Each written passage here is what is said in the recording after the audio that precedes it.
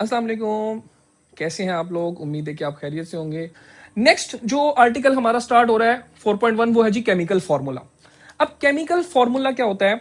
किसी भी कंपाउंड, अब कंपाउंड क्या होता है? अगर आप कंपाउंड का लेक्चर आपने नहीं देखा तो वो भी आपको यहाँ पे कार्ड नजर आ रहा होगा, आप वहां पे जाके कंपाउंड का लेक्चर देख सकते हैं। वहां पे आपको कंपाउंड पता चल जाएगा, कंपाउंड की कौन कौन सी टाइप्स हैं वो आपको पता चल जाएंगी। तो बहुत आप उसको देख लें और देन उसके बाद आपको ये चीजें ज्यादा अच्छी से समझ आ जाएंगी। अब कुछ चीजें होती हैं एलिमेंट्स। एलिमेंट का लेक्चर भी अगर आप देखना चाहते हैं तो आपको यहाँ पे मिल जाएगा, वो आप एलिमेंट का लेक्चर देख सकते हैं।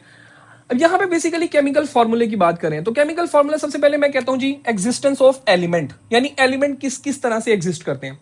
तो वो कहते हैं कि दो चीजें, यानी उन्होंने दो सूरतें यहाँ पे इंडिकेट की हैं एग्जिस्टेंस ऑफ एलिमेंट की।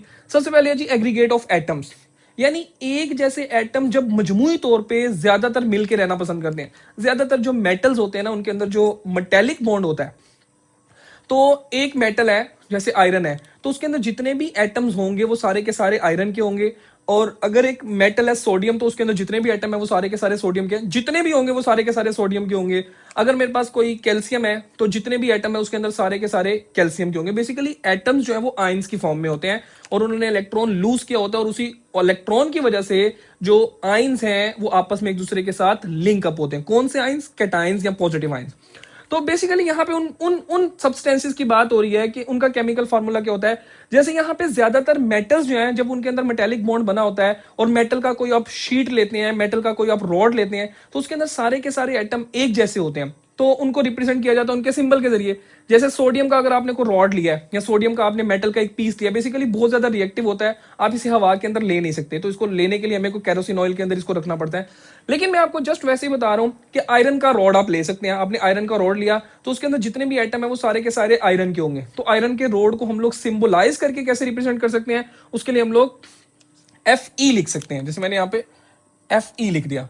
तो कैल्शियम को रिप्रेजेंट करने के लिए सी ए है और सोडियम को रिप्रेजेंट करने के लिए एन है। और यहाँ पे कार्बन को इंडिकेट कर दिया। अब कार्बन को इंडिकेट क्यों किया? अगली बात यह है कि कार्बन भी बेसिकली जो है वो अपने जैसे एटम्स के साथ जुड़ के, आपको पता है कार्बन जो है वो तीन तरह से एग्जिस्ट करता है नेचर के अंदर। एक जो कार्बन है वो डायमंड की फॉर्म में एग्जिस्ट करता है, दूसरा जो वो कार्बन है वो ग्रेफाइट की फॉर्म में एग्जिस्ट करता है, तीसरा जो है वो कार्बन बकी बॉल्स की फॉर्म में एग्जिस्ट करता है। इसके अंदर सारे के सारे एटम जो है वो कार्बन के ही होते हैं। तो इस वजह से डायमंड का अगर मैं फॉर्मूला लिखूंगा तो मैं सिर्फ कार्बन लिखूंगा, क्योंकि डायमंड के अंदर जितने भी एटम होते हैं वो सारे के सारे कार्बन के होते हैं। उसका भी आपको मैं डायग्राम यहां पे शो कर दूंगा, वो आपको नजर आ रही होगी। ठीक है, इसी तरह ग्रेफाइट के अंदर भी जो एटम होते हैं वो सारे के सारे कार्बन के होते हैं और बकी बॉल्स के अंदर भी कार्बन के एटम होते हैं। तो इस तरह मैं कह रहा हूं कि कुछ ऐसे एलिमेंट्स होते हैं जो कि लंबे, जितने मर्जी ज्यादा कंपाउंड, सॉरी जितने मर्जी रॉड आपके पास लंबा है, जितनी मर्जी शीट है, उसके अंदर सारे के सारे एटम एक जैसे हैं और एक जैसे एटम को रिप्रेजेंट करने के लिए उसका एक सिंबल ही इस्तेमाल होगा। अब अगली चीज हमारे पास चलती है मॉलिक्यूल्स के हवाले से कि एलिमेंट्स की एग्जिस्टेंस। पहला एग्रीगेट ऑफ एटम आ गया, दूसरा डिस्क्रीट मॉलिक्यूल। डिस्क्रीट का मतलब होता है छोटे, डिस्क्रीट मॉलिक्यूल। अब वो कहते हैं कुछ ऐसे एलिमेंट्स होते हैं जो कि डिस्क्रीट मॉलिक्यूल की फॉर्म में एग्जिस्ट करते हैं। अब वो कैसे? जैसे मेरे पास ऑक्सीजन है O2, यानी इसके अंदर सिर्फ और सिर्फ ऑक्सीजन के दो एटम मिलकर रह रहे हैं। दूसरी तरफ नाइट्रोजन है, नाइट्रोजन के दो एटम मिलकर रह रहे हैं N2 की फॉर्म में। हाइड्रोजन है, हाइड्रोजन के दो एटम मिलकर रह रहे हैं H2 की फॉर्म में। Cl2 है तो क्लोरीन के दो एटम आपस में मिलकर रह रहे हैं। डिस्क्रीट मॉलिक्यूल, बहुत छोटे मॉलिक्यूल जिसके अंदर दो या तीन एटम। अब तीन एटम के अंदर उन्होंने ओजोन का जिक्र किया है। ओजोन के अंदर ऑक्सीजन के तीन एटम आपस में मिलकर रहते हैं जिसका फॉर्मूला जो है वो O3 होता है। अब ये डिस्क्रीट मॉलिक्यूल है, छोटे छोटे मॉलिक्यूल्स हैं, यानी दो एटम पे बेस करें और दोनों एटम भी एक जैसे हैं। और एक ट्राई एटॉमिक एग्जांपल दी उन्होंने ओजोन की कि ऑक्सीजन के तीन एटम अगर मिलकर रह रहे हैं तो ये भी बेसिकली डिस्क्रीट मॉलिक्यूल के तौर पे ही कंसीडर किया जाता है। अब यहां पे एग्जिस्टेंस ऑफ एलिमेंट के हवाले से उन्होंने दो चीजें डिस्कस की हैं, एग्रीगेट ऑफ एटम और दूसरी डिस्क्रीट मॉलिक्यूल। यहां पे इसकी बात खत्म होती है। अगली चीज आती है जी एग्जिस्टेंस ऑफ केमिकल कंपाउंड्स। अब केमिकल कंपाउंड्स क्या होते हैं? केमिकल कंपाउंड का मतलब होता है कि जब एलिमेंट्स आपस में केमिकल बॉन्ड के जरिए जुड़े होते हैं, तो केमिकल बॉन्ड के जरिए जब एटम आपस में, एलिमेंट्स आपस में जुड़ते हैं तो केमिकल कंपाउंड बनता है। अब वो जो केमिकल कंपाउंड है वो किस किस तरह से एग्जिस्ट कर सकते हैं? तो सबसे पहले अगर जो दो एलिमेंट्स आपस में जुड़े हैं उनके दरमियान जो बॉन्ड है वो आयोनिक बना हुआ है तो उन कंपाउंड्स को हम लोग आयोनिक कंपाउंड्स कहते हैं। और अगर उनके दरमियान जो बॉन्ड है वो कोवेलेंट बॉन्ड बना हुआ है तो उसको हम लोग कोवेलेंट कंपाउंड्स का नाम देते हैं। पहले मैंने जिक्र किया आयनिक कंपाउंड्स का। हम वो कहते हैं जी आयनिक कंपाउंड जो है ये आयंस की फॉर्म में एग्जिस्ट करते हैं। जैसा कि आपको पता है कि सोडियम क्लोराइड है, कैल्शियम क्लोराइड है, पोटेशियम क्लोराइड है, ये जितने भी किस्म के आयनिक कंपाउंड्स होते हैं बेसिकली ये क्रिस्टल्स की फॉर्म में एग्जिस्ट करते हैं। बेसिकली क्रिस्टल लैटिस बनता है इनका। सोडियम क्लोराइड का क्रिस्टल लैटिस मैं आपके सामने यहाँ पे प्रेजेंट कर दूंगा, आप उसको देख सकते हैं कि सोडियम क्लोराइड का क्रिस्टल कैसा होता है।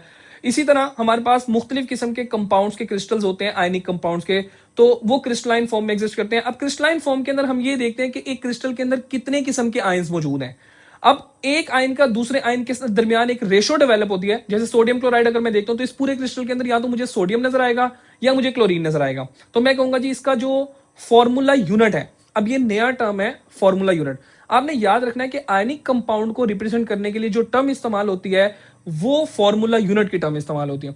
तो आयनिक कंपाउंड जो है वो आयंस की फॉर्म में एग्जिस्ट करता है, जैसे सोडियम क्लोराइड। और सोडियम क्लोराइड का आपको पता है कि जो फॉर्मूला यूनिट है वो NaCl है। इसके अंदर एक सोडियम आयन है और एक क्लोराइड आयन है, तो इनके दरमियान जो रेशो बनती है ना वो 1:1 बनती है, यानी एक सोडियम आयन एक क्लोराइड आयन के साथ लिंकअप होता है। बेसिकली जब आप क्रिस्टल लैटिस देखते हैं ना, तो क्रिस्टल लैटिस के अंदर एक सोडियम आयन ऊपर नीचे दाएं बाएं आगे पीछे हर तरफ अपने ऑपोजिटली चार्ज आयन से घिरा हुआ होता है। लेकिन इन सारे आयंस के दरमियान जब हम रेशो निकालते हैं तो एक सोडियम आयन जो है वो एक क्लोराइड आयन के साथ आपस में हम कहते हैं कि लिंक अप हुआ है, यानी इसके दरमियान जो रेशो आती है तो हम कहते हैं कि वो रेशो सोडियम क्लोराइड के दरमियान 1:1 है, यानी एक सोडियम आयन एक क्लोराइड आयन मिलके सोडियम क्लोराइड का एक फॉर्मूला यूनिट डेवलप कर रहे हैं। इसी तरह अगर मैं आगे चलता हूं तो मुख्तलिफ किस्म के आयनिक कंपाउंड के फॉर्मूला यूनिट आपकी बुक के अंदर लिखे हैं, जैसे CaCl2 है, KBr। अच्छा, एक बुक के अंदर छोटी सी मिस्टेक है, अगर आप उसको देख रहे हो तो आप उसको ठीक कर लीजिएगा। ये जो सिंबल के बारे में अगर आपने पढ़ा हो तो अगर कोई सिंबल 2 लेटर्स का होता है ना तो उसका पहला लेटर कैपिटल होता है। तो ये जो KBr है ना, इसके अंदर ब्रोमीन का सिंबल उन्होंने B को छोटा लिख दिया है, तो आप उसको अपनी बुक के अंदर ठीक करके B को बड़ा कर लें ताकि आपकी जो बुक की मिस्टेक है वो दूर हो जाए। जब आप, क्योंकि एग्जाम के अंदर अगर आपने जाना है तो आप उसके अंदर अगर यूं B छोटा लिखेंगे तो वो गलती कंसिडर होगी। इस वजह से मैंने आपको बता दिया ताकि आप अगर बुक के अंदर ठीक कर लेंगे तो आपका आगे जो आने वाला टॉपिक है या जब आप एग्जाम के अंदर लिख रहे होंगे तो वो गलती कंसिडर नहीं होगी। इसी तरह बेरियम क्लोराइड BaCl2 है। तो मुख्तलिफ किस्म के आयनिक कंपाउंड जो है वो आपकी बुक के अंदर लिखे हैं। 3-4 एग्जांपल्स जो बुक के अंदर दिए हैं एटलीस्ट वो लाजमी याद करने हैं। तो वो कहते हैं ये जो फॉर्मूला होता है बेसिकली आयनिक कंपाउंड का जो केमिकल फॉर्मूला होता है ना वही उसका इंपीरिकल फॉर्मूला होता है, जो कि उनके आयंस के दरमियान सिंपलेस्ट रेशो को इंडिकेट कर रहा होता है। तो वो आखिर में उन्होंने ये बता दिया है कि ये जो फॉर्मूला है ये क्या कर रहे हैं जी, minimum ratio present between their ions. यानी कैल्शियम क्लोराइड मुझे बता रहा है कि कैल्शियम का एक आयन होगा और क्लोराइड के 2 आयंस होंगे। अब क्यों ऐसे होगा, इससे आगे आने वाले लेक्चर्स के अंदर हम देखेंगे कि बाइनरी आयनिक कंपाउंड का केमिकल फॉर्मूला किस तरह से लिखा जाता है, तो खैर उधर जाके देखेंगे। इसी तरह KBr के दरमियान जो रेशो बन रही है वो 1:1 बन रही है, यानी एक पोटेशियम और एक ब्रोमीन। BaCl2 के दरमियान जो रेशो बन रही है वो बेरियम का एक आयन होगा और क्लोराइड के 2 आयंस होंगे। तो ये बेसिकली आयंस के दरमियान रेशो को इंडिकेट कर रहा है कि एक फॉर्मूला यूनिट बनाने के लिए कितने आयंस बेरियम के और कितने आयंस क्लोराइड के इस्तेमाल होंगे। तो आयनिक कंपाउंड के हवाले से बुक के अंदर ये चीजें डिस्कस की हैं। आखिरी चीज हमारे पास ये केमिकल फॉर्मूला के अंदर आती है कोवेलेंट कंपाउंड्स के हवाले से। अब कोवेलेंट कंपाउंड फिर वही बात उन्होंने की है कि कोवेलेंट कंपाउंड जो है वो डिस्क्रीट मॉलिक्यूल की फॉर्म में एग्जिस्ट करते हैं। डिस्क्रीट का मतलब मैंने आपको अभी यहां पे बताया कि छोटे मॉलिक्यूल जिनका साइज बहुत छोटा होता है। अब बेसिकली जो डिस्क्रीट मॉलिक्यूल है उसके अंदर ये पता लग रहा होता है कि कौन कौन से एलिमेंट्स आपस में लिंक अप हुए, यानी आपस में जिन्होंने बॉन्ड बनाया हुआ है।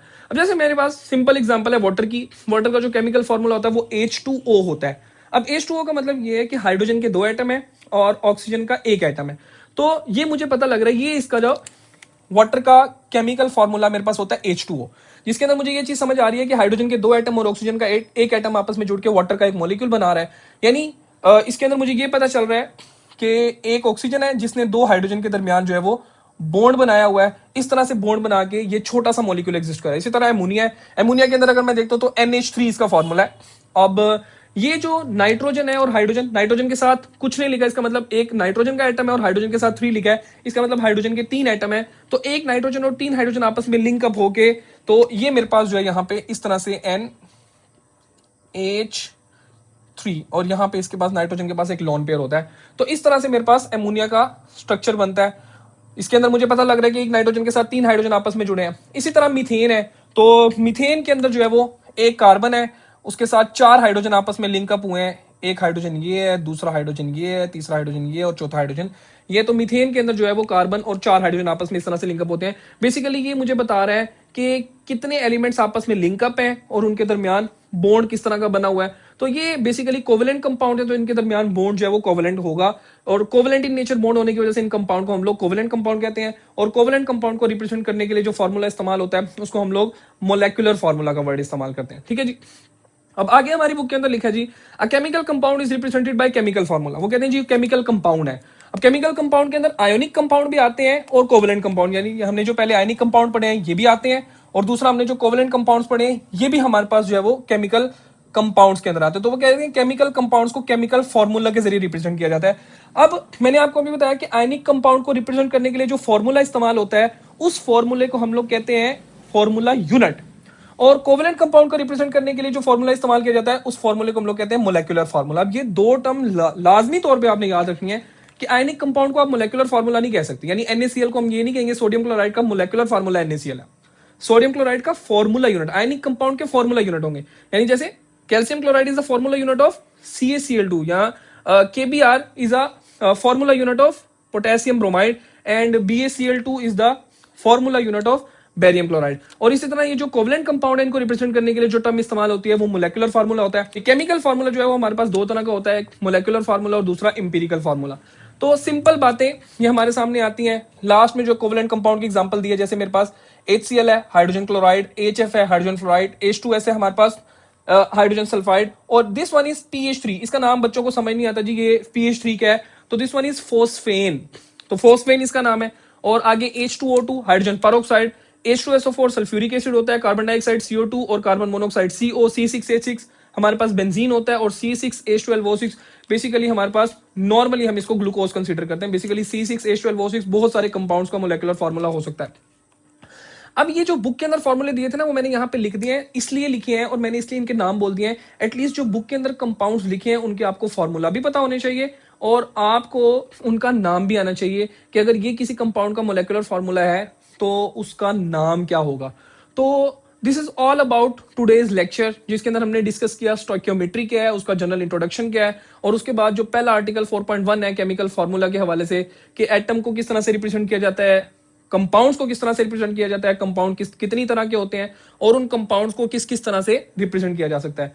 तो होप कि आपको आज का लेक्चर समझ आया होगा। अगर आपको इसके अंदर फिर भी कोई कंफ्यूजन है तो आप कमेंट सेक्शन के अंदर जाके पूछ सकते हैं, और ताकि आपको हर चीज क्लियर हो सके और आप एग्जाम के लिए अपने आप को अच्छे तरीके से प्रिपेयर कर सके। तो thank you so very much. Lecture अगर पसंद आया तो वीडियो को लाइक करें, चैनल को सब्सक्राइब करें और अपने दोस्तों के साथ शेयर करें ताकि हर बंदा इस नॉलेज से इस्तेफादा कर सके। So thank you so very much. Allah Hafiz.